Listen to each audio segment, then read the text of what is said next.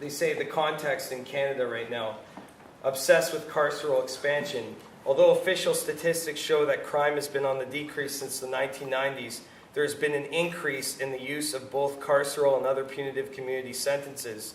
Although alternative discourses and approaches such as harm reduction and restorative justice have entered the mainstream, the state has either cut funding, annihilated and/or co-opted such initiatives, opting for an ideologically driven discourse for more punitive policies purportedly aimed at addressing victims' needs. These initiatives, however, do next to nothing to address victims' needs. Instead, they push all kinds of victims, including those suffering loss and/or harm from the actions and/or omissions of the state, to official obscurity, creating an even bigger crisis situation to those most vulnerable to harm: the poor, women, native populations, elderly, children, etc. This obsession with incarceration has funneled billions from the public purse into the prison industrial complex, allocating a mere 2% of the budget to programs for prisoners, such as vocational training, education, reinsertion, liaison work with communities on the outside, opting instead for what they call security, surveillance, and personnel, gaining access to the inside. Programs that members of outside communities used to offer are now run by correctional staff. In order to gain entry to the inside, you have to apply for entry as volunteers for the Correctional Service of Canada, not as prisoner support or ally, not as oversight committee or education facilitator, not as concerned citizen. This is dependent, your entry is dependent upon certain criteria, including age, relationships to incarcerated people, and criminal record. Each institution has its own security clearance form, can wait for months, need to apply every 2 years. This has started the Scare Away program for volunteers, warning people of apparently inherent manipulative nature of incarcerated people. So when you work with this group, you're told, oh, do you know what this guy's done? Do you know what their records are? You know, you might want to watch yourself. You might want to watch your back. Do you know who you're dealing with? Under drug war scare, cannot bring in any food, and now sometimes not even a paper and pen, even in minimum security prisons. We cannot enter prison ground, or volunteers, outside volunteers, cannot enter prison ground until 15 minutes prior to scheduled meeting, often in the middle of nowhere and in the dead of winter. Gaining access to the outside for those who get day passes. No confidentiality on who you call. Transfers in isolation from your community. Canada is one of the largest countries in the world. Official state-run programs geared towards spiritual, cognitive, and behavioral modification. No association allowed with people you meet on the inside, including having to cross the street to avoid each other if leaving from the same correctional institution. The grievance procedure is a joke. Repercussions for non-compliance, including denial of parole. Solidarity increasingly broken over the years, both inside and out. Once okay programs have been increasingly co-opted. Lessons in self-determination and sustainability. Listen to alternative radio programs that have to do with prison justice or social justice and contact them.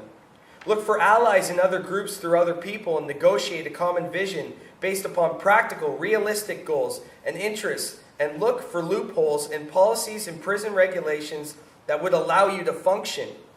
Consider membership criteria based upon ensuring the integrity of common goals and interests, and for the long-term sustenance and commitment to each other. Ensure mechanisms for autonomy, such as a constitution, a code of ethics that foster fellowship, interaction, freedom of expression of opinion, and confidentiality.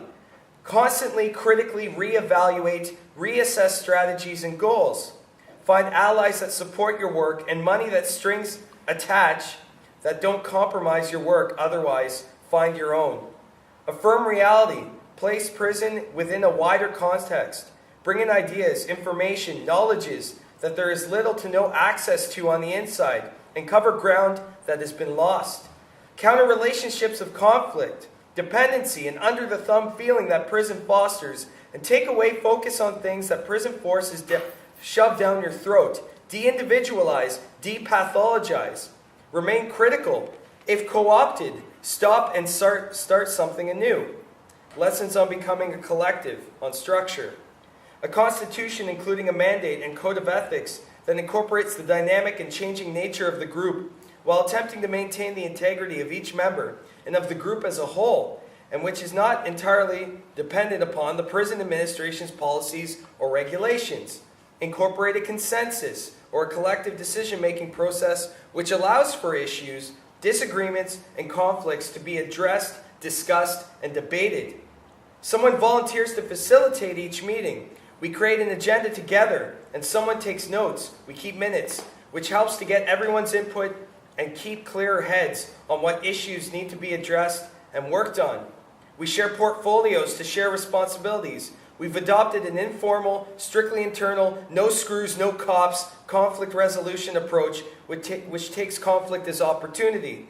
We've attempted to facilitate opportunities for all to participate by incorporating check-ins at the beginning of every meeting where folks can let off steam, rant, listen, and give advice to others if it is sought, but time restraints, 2-hour meetings, have proved to really put a limit on time and space for letting off anger, frustration, and helplessness. So what can we do to facilitate our mandate? We don't tell the prison administration everything we do. So we frame them in a language and description that meets their criteria for personal development. Otherwise, we wouldn't exist.